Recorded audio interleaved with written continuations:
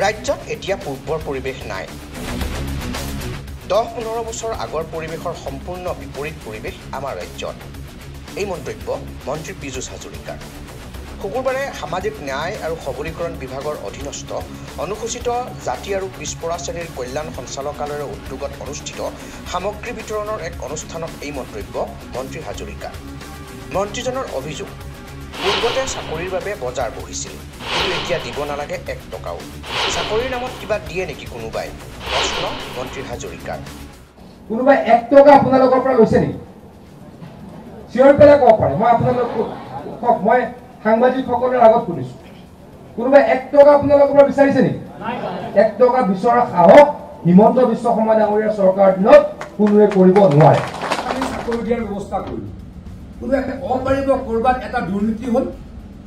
কোনোবাই ক'ব পাৰিব এটা ল'ৰা গাধা সি চাকৰি পালে? আগৰ সেই পৰিৱেশটো এতিয়া নাই। আজিৰ পৰা 15 বছৰ আগত 10 বছৰ আগত চাকৰিৰ নামত কি বজাৰ আছিল আমি মৰ্মে মৰ্মে আজি উপলব্ধি কৰোঁ। আজি তেনেকুৱা অৱস্থা আছে নেকি কওক? আয় সৃষ্টিকাৰী আৰু দক্ষতা বিকাশ আঁচনিত গুৰুত্ব প্ৰদান কৰি আহিছে হিমন্ত বিশ্ব শৰ্মা নেতৃত্বাধীন বিজেপি চৰকাৰে।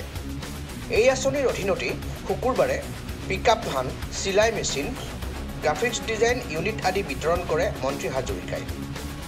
আত্মনিৰ্ভৰ অসমৰ প্ৰতি যুৱ প্ৰজন্মৰ আগ্ৰহ বৃদ্ধি কৰাৰ লক্ষ্যৰে অনুসূচিত জাতিৰ মহিলা, চাফাই কৰ্মচাৰী, মেনুৱেল স্কেভেঞ্জাৰ আদিক এই সামগ্ৰীসমূহ বিতৰণ কৰে মন্ত্ৰীজনে।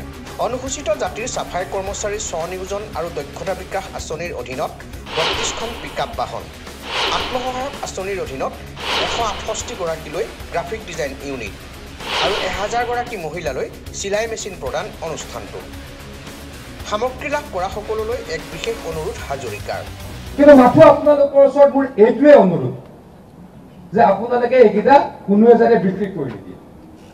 মই সাহসৰে সুধিছোঁ, ইয়াততো সাংবাদিকসকল আছে, কেমেৰা আছে, ৰেকৰ্ডিং হৈ আছে। মই সাহসৰে সুধিছোঁ যে কোনোবাই আপোনালোকৰ পৰা 1 টকা লৈছে নেকি? কথাটো কৈছোঁ, মই আকৌ কৈছোঁ, মই কিয় সুধিছোঁ? মোৰ দৃঢ় বিশ্বাস যোনে আমাৰ কোনোবা বিধায়কেও দিছে, কোনোবা আমাৰ ছ'চিয়েল ৱৰ্কাৰেও দিছে, কোনোবা আমাৰ ডিপাৰ্টমেণ্টৰ পৰা এই লিষ্টখন বনোৱা হৈছে। মই জানো যে আমাৰ যিখিনি মানুহে চিলেকশ্যন প্ৰক্ৰিয়াটোত অংশগ্ৰহণ কৰিছে তেওঁলোকে আপোনালোকৰ পৰা কেতিয়াও টকা ল'ব নোৱাৰে, ঘোচ ল'ব নোৱাৰে। সেই দৃঢ়তা থকাৰ কাৰণে মই উদাত্ত কণ্ঠৰে সকলোৰে আগত আপোনালোকক সুধিলোঁ যে কোনোবাই 1 টকা দিব লগা হৈছে। কিছুমান কথাত কোনোবাই আমাক বেয়া পায়, কিন্তু বেয়া পালেও আমি কম্প্ৰমাইজ নকৰোঁ। কি বিষয়ত কম্প্ৰমাইজ নকৰাৰ কথা ক'লে মন্ত্ৰী পীযুষ হাজৰিকাই। মানদণ্ডৰ লগত কোনো কম্প্ৰমাইজ কৰা নাই। এখন পিকআপ ভানৰ দাম কিমান? 6.5 লাখ টকা।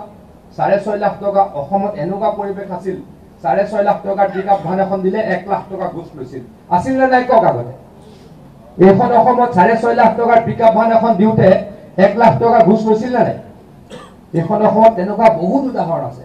কিন্তু আজি সেই কামবিলাক আমি নাইকিয়া কৰিলোঁ, সেই কামবিলাক আমি বন্ধ কৰিলোঁ। সেইকাৰণে কোনোবাই আমাক কেতিয়াবা বেয়াও পায়, কিন্তু আমি কম্প্ৰমাইজ নকৰোঁ। আমি অসম মাতৃক সেৱা কৰিম, অসমীয়াক আগুৱাই লৈ যাবলৈ দিনে ৰাতিয়ে আমি কাম কৰাৰ পণ লৈছোঁ, কৰিম। আপোনালোকৰ আশীৰ্বাদ বিচাৰিছোঁ।